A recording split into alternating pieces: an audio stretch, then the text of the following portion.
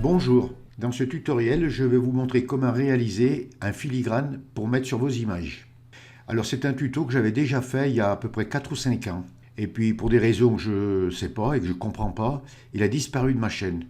Donc vous étiez nombreux à m'écrire et en me demandant de faire ce tutoriel, donc comment mettre un filigrane.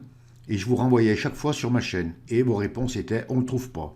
J'ai une élève, là, Séverine, qui m'a écrit si je voulais pas faire ce tutoriel. Donc j'ai regardé un peu sur ma chaîne et effectivement je ne l'ai pas trouvé. Donc je vais le refaire et comme ça vous pourrez tous mettre un filigrane sur vos images, surtout sur vos créations. Moi j'ai écrit logo là pour le tutoriel, mais vous pouvez écrire, vous pouvez mettre vos initiales, écrire votre nom et votre prénom ou mettre un petit logo si vous voulez. Donc on va faire une maquette et c'est avec cette maquette qu'on va pouvoir faire notre filigrane. Donc je vais fermer toutes mes images et on va commencer le tutoriel. Donc je vous dis à tout de suite. Alors vous ouvrez Photoshop et on va ouvrir un nouveau document. Donc vous venez sur Fichier et vous cliquez sur Nouveau. Ça vous ouvre la fenêtre pour créer un nouveau document. Vous venez ici là sur la largeur, vous mettez 300 pixels. Donc ici là si vous êtes sur centimètres, millimètres ou autre, vous mettez sur pixels.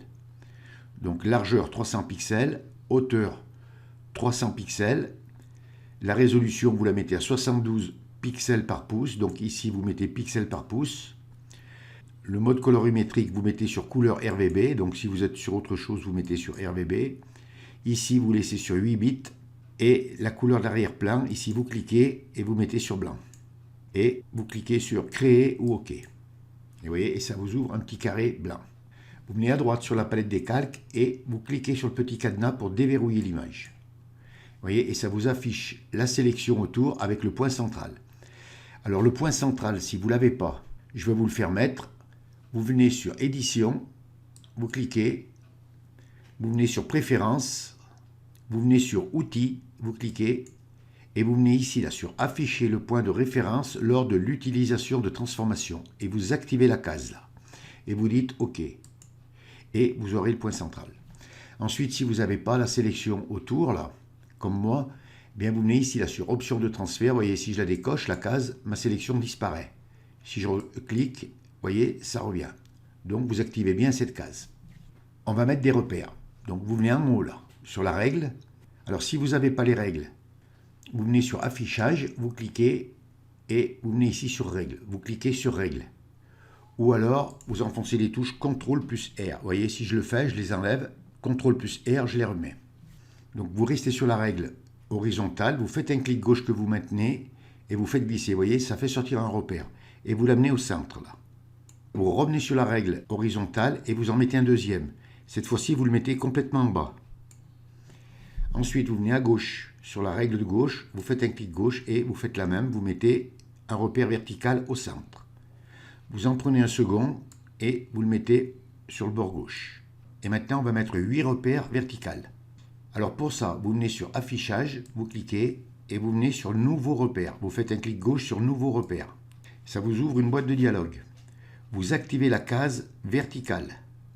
Ensuite, vous venez sur Position, vous mettez en surimpression, et là, vous marquez 27. Et vous dites OK. Vous voyez, ça vous met un repère ici. Vous revenez sur Affichage, Nouveau repère, vous cliquez, et cette fois-ci, là, vous mettez 33. Et touche entrée du clavier pour accepter. Vous voyez, ça vous en met un deuxième.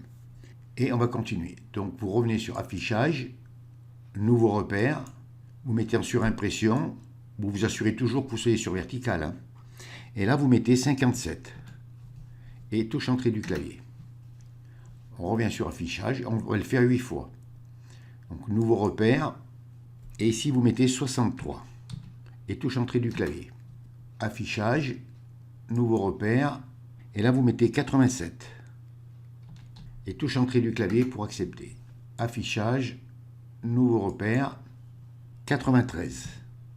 Et touche entrée du clavier pour accepter. Et ainsi de suite. Voilà. Nouveau repère. Là, vous mettez 117. Touche entrée du clavier. Et on va mettre le dernier. Là, vous mettez 123. Et OK ou touche entrée du clavier pour accepter. Donc, vous voyez, on a affiché tous nos repères. Alors maintenant, on va tracer un trait en diagonale. Donc il va partir du centre jusqu'à cet angle-là, en bas à gauche. Là. Donc pour ça, vous venez à gauche sur la barre des outils et vous prenez l'outil trait. Vous faites un clic gauche sur outil trait. Ensuite, vous venez en haut là sur la barre des options et ici vous vous mettez sur forme. Le fond, vous cliquez pas de fond, donc vous cliquez sur le rectangle barré de rouge pour pas qu'il y ait de fond. Ensuite, vous venez sur le contour, vous cliquez et vous mettez la couleur noire. Ou alors une autre couleur, hein, vous choisissez. Et ici, vous mettez 3 pixels.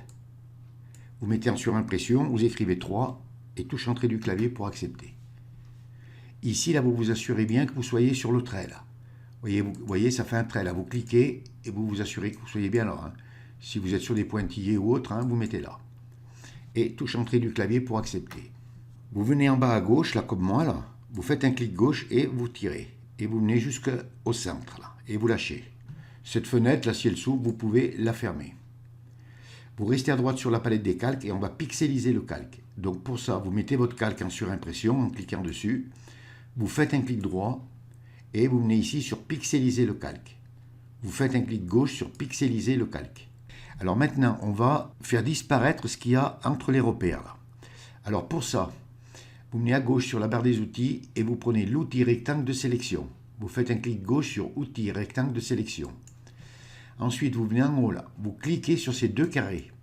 Parce que si vous restez sur le premier carré, par exemple, vous voyez, je fais une sélection. Quand je vais faire la deuxième, ça va me l'effacer. Vous voyez, ça me l'efface. Vous cliquez bien sur le carré là, les 2 carrés, et vous voyez, si je peux faire autant de sélections que je veux là. Vous voyez, il n'y a pas de problème. Donc vous venez ici là, comme moi, et vous faites un petit rectangle. Vous voyez, ça sélectionne. Vous faites pareil ici. Ça se pose automatiquement sur les repères. Voilà. Et voilà.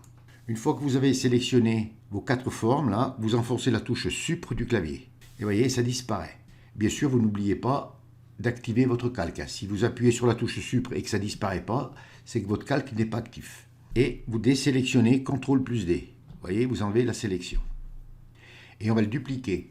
Donc vous vous assurez à droite sur la palette des calques que votre calque soit bien actif et on va le dupliquer CTRL plus J. Vous voyez, ça nous fait 2 calques. Vous restez sur le calque d'en haut de la pile et on va le tourner en symétrie axe vertical. Donc pour ça, vous venez sur Édition, Transformation et Symétrie axe vertical. Vous cliquez sur Symétrie axe vertical. Vous voyez, et ça fait un X. Vous reprenez votre outil de déplacement, raccourci clavier V. Vous prenez votre trait là et vous le faites glisser à droite, vous voyez, ça fait un V à l'envers. Et on va fusionner nos 2 calques. Donc vous venez à droite sur la palette des calques, vous activez le calque d'en haut de la pile et vous enfoncez la touche CTRL plus E. Et vous voyez, on n'a plus qu'un seul calque maintenant. Si je ferme l'œil, vous voyez, ça disparaît. Et on va le redupliquer. Donc vous vous assurez que le calque en haut de la pile soit bien actif, là le V à l'envers, et vous le dupliquez, CTRL plus J. On revient sur Édition, Transformation et Symétrie axe vertical. Vous faites un clic gauche sur Symétrie axe vertical. Vous voyez, ça vous le tourne, vous le prenez et vous le montez en haut. Et vous voyez, ça vous fait un X. Et on va fusionner les 2 calques. Donc vous venez à droite sur la palette des calques, vous vous assurez que le calque d'en haut de la pile soit bien actif et vous enfoncez la touche CTRL plus E. Vous voyez, et maintenant ça forme qu'un seul calque. Alors on peut enlever les repères si on veut. Alors pour les enlever, on ne va pas les supprimer, on va juste les dissimuler. Donc pour ça, vous enfoncez la touche CTRL plus H. Vous voyez, ils disparaissent. Si vous voulez les remettre, vous refaites CTRL plus H, vous voyez, et ils reviennent. Alors maintenant, on va effacer le X du centre. Alors pour ça, vous venez à gauche sur la barre des outils, vous prenez l'outil rectangle de sélection, vous cliquez sur outil rectangle de sélection, vous venez ici et vous faites un rectangle autour du X. Si vous voulez bouger votre sélection, eh bien vous tenez enfoncé la barre espace, vous maintenez votre clic gauche enfoncé, vous voyez, et vous pouvez le bouger. Vous lâchez la barre espace et vous pouvez le grandir. Vous enfoncez la touche Supre du clavier et vous désélectionnez CTRL plus D. Alors maintenant, ici, là, à la place du X qu'on a effacé, on va mettre notre inscription. Ici, vous pouvez inscrire votre prénom et votre nom. Vous pouvez mettre un petit logo si vous voulez. Vous pouvez mettre ce que vous voulez. Donc, je vais remettre les repères, moi, CTRL plus H. Vous voyez, c'est pour avoir mon centre ici, là. Vous voyez, j'ai bien mon centre. Donc, vous venez à gauche sur la barre des outils. Vous prenez l'outil texte. Vous faites un clic gauche sur outil texte horizontal. Vous venez ici. Bon, moi, je mets la police Arial. Hein, vous en mettrez une autre si vous voulez. Ici, vous pouvez mettre, si vous voulez, quelque chose de plus fin, par exemple régular. Ici, vous mettez par exemple sur 36. Vous venez sur votre sélection, vous faites un clic gauche et vous écrivez ce que vous voulez écrire. Donc moi, je vais écrire logo. Vous venez en haut là sur le petit astérix et vous cliquez pour accepter. Vous reprenez votre outil de déplacement raccourci clavier V, vous prenez votre logo et vous essayez de le centrer à peu près. Voilà, on va le mettre ici là. Je veux enlever mes repères et voilà. Alors maintenant, on vient à droite sur la palette des calques et on va fusionner les deux calques là. On va les convertir en objets dynamiques. Donc, vous sélectionnez le calque d'en haut de la pile, vous enfoncez la touche CTRL, vous cliquez sur le calque d'en dessous. Vous voyez, ça vous met en surimpression les deux calques. Vous faites un clic droit et vous venez ici là sur convertir en objet dynamique. Vous faites un clic gauche sur convertir en objet dynamique. On va tout sélectionner.